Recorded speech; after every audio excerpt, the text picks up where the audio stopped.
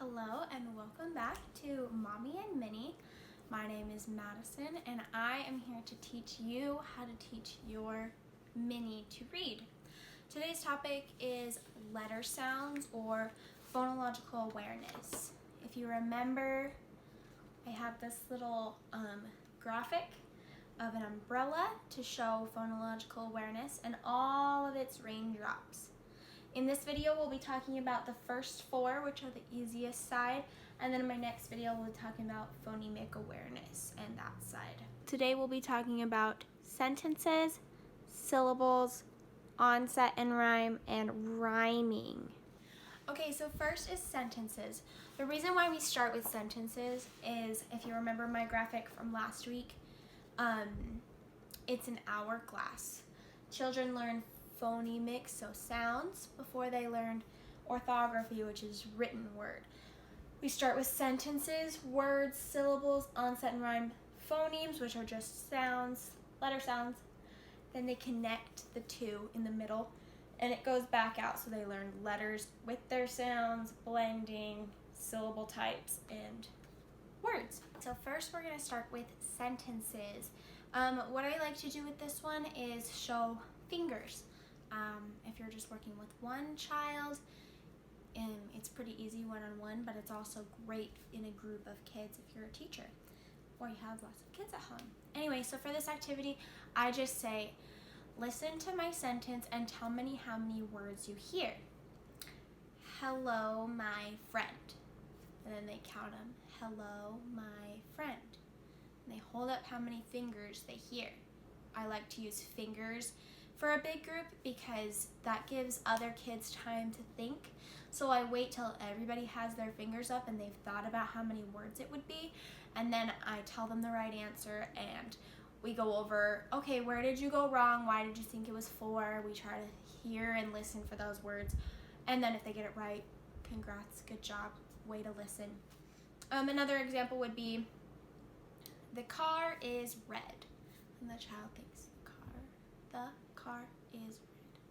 And they hold up 4 fingers. A lot of them will go like this, but try to teach them to use their fingers to count.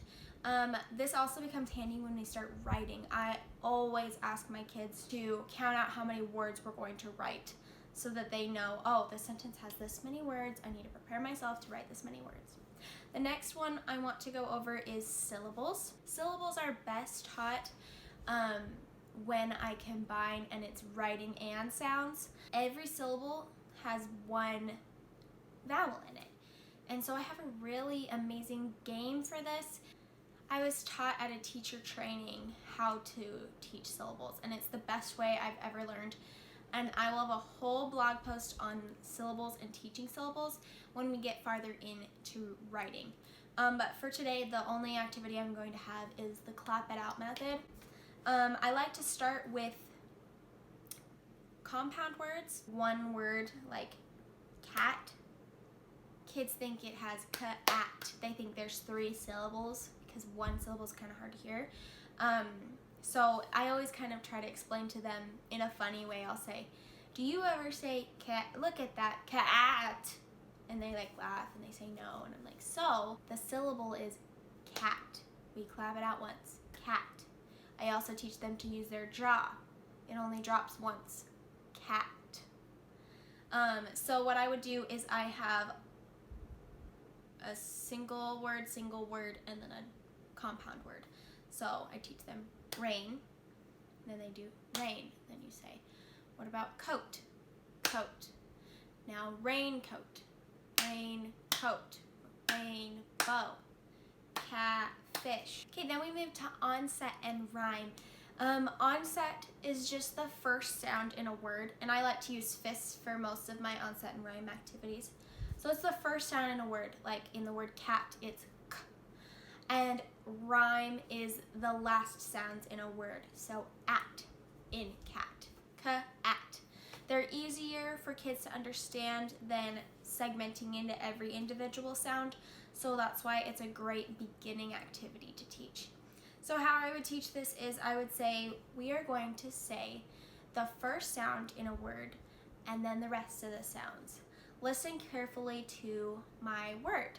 My word is sat. So then we pull out our fists and we go sat. And then we split it into the first sound and the last sound. So we go sat, at, sat. Then we do another one, fat. They pull it out, fat, at, fat. Definitely use CVC words for this, and those are just consonant, vowel, consonant words like fat and sat. Because if you get into longer words, it can get a little tricky for younger kids. The last one I wanted to talk about in this section is rhyme.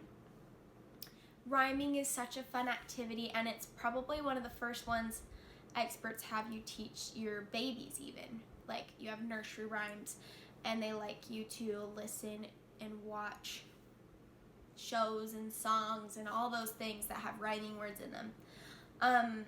This is because you're able to identify similar sounds.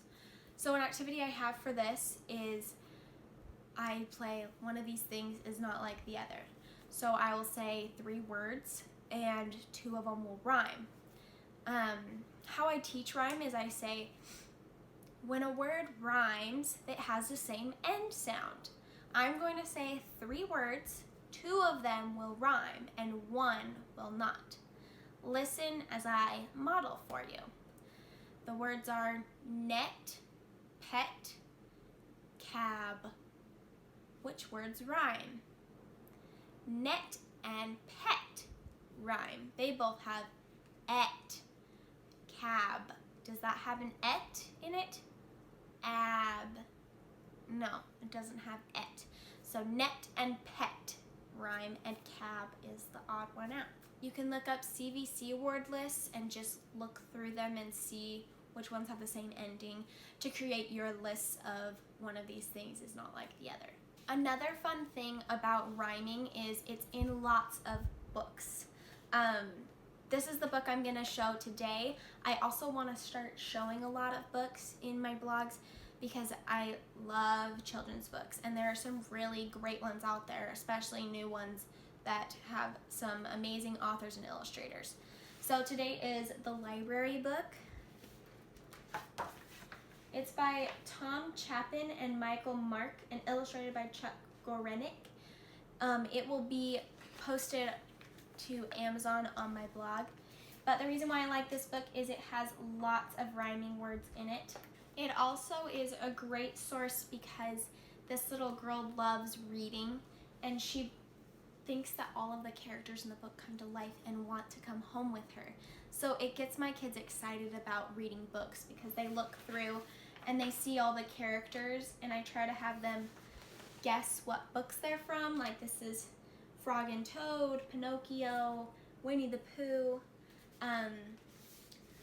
and there's a lot of rhyming. Each page is a rhyme. You don't have to have your child read. You can read a book to your child and say, okay, listen for those rhyming words, and then you can go back over a sentence and see if they can really hear and find them. So yeah, this is a great book for rhyming, and just in general, I highly recommend it. Fun thing I wanted to talk about, I am creating a whole booklet of phonological awareness activities. Basically what I'm teaching now, but with my activities and games and written out words to use. I had a guidebook very similar to what I'm creating that was a curriculum that I used every day in my circle time, and honestly I saw the most amazing change in my students in their test scores and in their reading. It just helped them really click once they were able to hear all of those sounds and make these connections with segmenting and syllables. They started to get it when they were reading the actual words.